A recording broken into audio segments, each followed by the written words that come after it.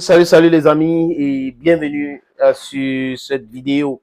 Les amis, je vous ai parlé du prix du gaz au Gabon qui est passé de 6 000 à 4 950, dont à peu près la réduction de 1050 francs. Le Nguema a dit, il a fait. Félicitations. Les amis, je vais vous montrer une liste des pays, des zones, surtout en Afrique, avec le prix du carburant.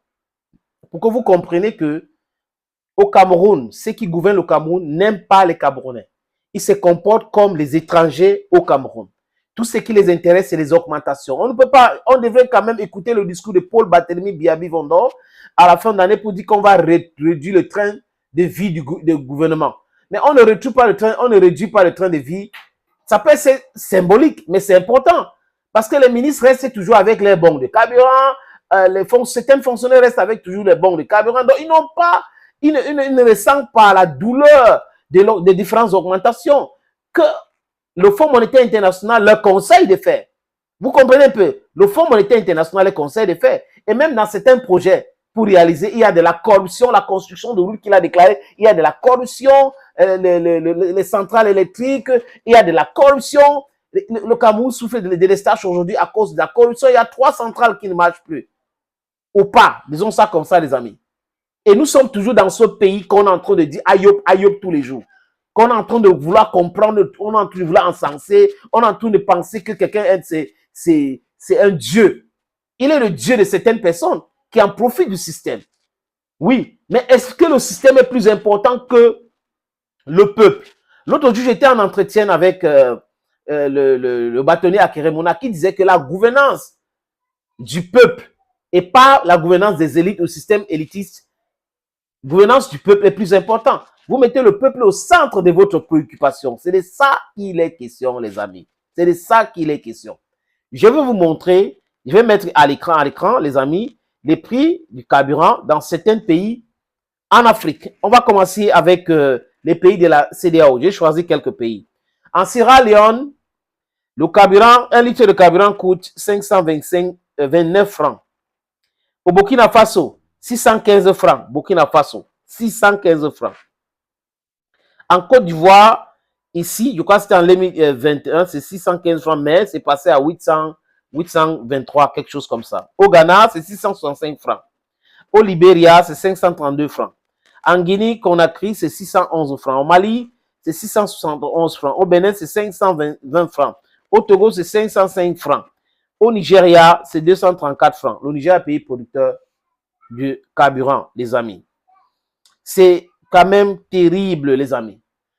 Les amis, on va continuer avec d'autres pays d'Afrique. Donc, c'est une liste de 10 pays africains avec le prix du carburant en dollars. Mais il y a ça aussi en francs CFA. Au Sénégal, c'est 775 francs. Quoi, c'est passé à 1000 francs maintenant. Au Burundi, c'est 689 francs. Au Cap-Vert, c'est 854 francs. Uganda, c'est 757 francs. En Afrique du Sud, c'est 732 francs. Au Malawi, c'est 820 francs. Seychelles, c'est 865 francs, 64 francs. République centrafricaine, c'est 1300 aujourd'hui, mais vous voyez en classement là, c'est 1217 francs, c'est passé à 1300. Mayotte, c'est 1091 francs. Et on dit que c'est un territoire français, hein. Écoutez très bien. Zimbabwe, c'est 967 francs le carburant là-bas, les amis. Vous comprenez ce que je dis là? C'est un peu ça. C'est ça qui est ça, les amis, comme vous voyez là. Comme je vous ai mis ça en écran là-bas. C'est quand même terrible pour les pays, pour certains qui produisent le carburant. Mais quand vous regardez, la plupart des pays là, ils ne produisent pas. C'est des pays qui importent tout simplement le carburant. Et je vous présente encore cette autre liste. C'est le prix des carburants à la pompe dans quelques pays africains qui utilisent le franc CFA. En litre, les amis. On va parler de super et gasoil. Au Cameroun, le carburant au Cameroun, c'est combien? 730 francs. C'est en train de passer à 850, 830 francs. Le gasoil, c'est 720 francs. En République centrafricaine, le carburant, comme je vous ai dit tout à l'heure, c'est 1300. Ils ne produisent pas. Ils importent. Donc, on peut comprendre. Le gasoil, c'est 1450 francs. Au Sénégal, comme je vous ai dit tout à l'heure que ça a augmenté, c'est 890 francs. Le gasoil, c'est 655 francs. Au Mali, c'est passé de 671 francs à 870 francs, comme je vous disais tantôt sur l'autre liste. Et le gasoil, c'est 850 francs. En Côte d'Ivoire, c'est 815 francs, comme je vous disais sur l'autre liste que je vous ai présenté. Et le gasoil, c'est 655 francs. Au Cameroun, je répète, le carburant, c'est 730 francs. Et ça va passer très bientôt sur les instructions de Fonds monétaire international. Même comme Paul Barthélémy Biaby Vondor, le président, n'a pas dit, c'est comme ça. C'est sur l'instruction de Fonds monétaire international qui veut maintenir les pays africains toujours dans la galère, dans la souffrance, dans la misère. Oui, rendre misérable la vie des Africains, c'est le plan du Fonds monétaire international avec le concours des incompétents qui gouvernent le Cameroun. Des kakistocrates, les amis. On va aller du côté du Niger pour voir. La liste est toujours là, les amis. Vous avez le Niger. Le carburant au Niger, 1 litre coûte 540 francs. Le Niger commence à produire le pétrole. Vous voyez un peu. Le gasoil au Niger, c'est 538 francs. Et le Congo-Brazzaville, le carburant coûte 625 francs. C'est un pays qui produit. Donc, le carburant au Congo coûte 625 francs, un pays producteur du carburant. Le Cameroun qui produit aussi n'a pas la même capacité de faire vendre son carburant moins cher aussi à son peuple. Incroyable, mais vrai. Le gasoil au Congo, c'est 500 francs. Le Tchad qui produit aussi, et les pipes là à travers le Cameroun, le carburant coûte 520 francs et le gasoil coûte 580 francs. Au Gabon, les amis, on a vu le prix tout à l'heure sur l'autre liste, qui était une liste de 2022. Et cette liste est actuelle, parce que je vous ai montré tout. C'est important de le savoir, les amis.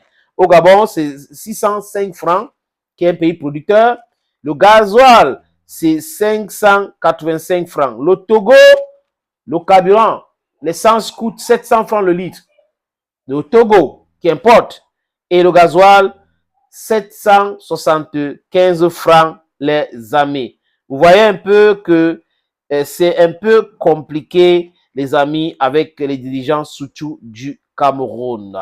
Les dirigeants du Cameroun, il y a l'impression qu'ils n'aiment pas les Camerounais. Mais pas comme une impression, c'est une vérité là. Parce que quand vous avez les gens qui passent leur temps à détourner, qui passent leur temps à aller au Fonds monétaire international, prendre l'argent seulement pour détourner donc la dette sale, vous comprenez que c'est des gens qui se comportent comme les étrangers dans leur propre pays. Ils se comportent comme des colons, comme si c'était les Français ou les Britanniques qui sont arrivés, ils sont en train de vouloir partir, ils vont saccager tous les amis. Et là, cette étude qui est sortie, c'est Sika Finance. Sika Finance a publié cette étude-là sur l'inflation en zone CEMAC. C'est en 2023, donc juin 2023, donc c'est récent, les amis. Je vous propose les différents taux d'inflation dans les pays de la CEMAC. Et selon l'enquête de Sika Finance, il y a plus 6,6% d'inflation dans cette sous-région. Donc, ça compose quel pays? Le Tchad, le Cameroun, le Gabon, le Congo, Brazzaville, la République centrafricaine, le Gabon, la Guinée équatoriale. Oui. Et le poumon, c'est le Cameroun.